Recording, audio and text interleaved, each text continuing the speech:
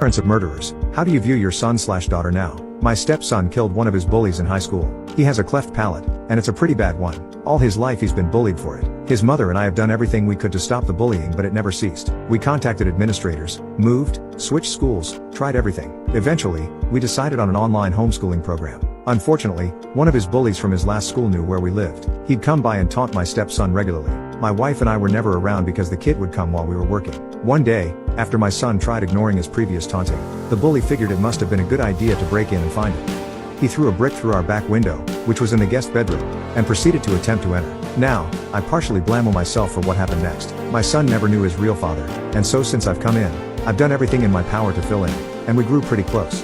I ended up trusting him enough to tell him where I kept my gun. Seeing as how his mother and I worked so often, I wanted him to be able to protect himself if anything were to happen if we were gone.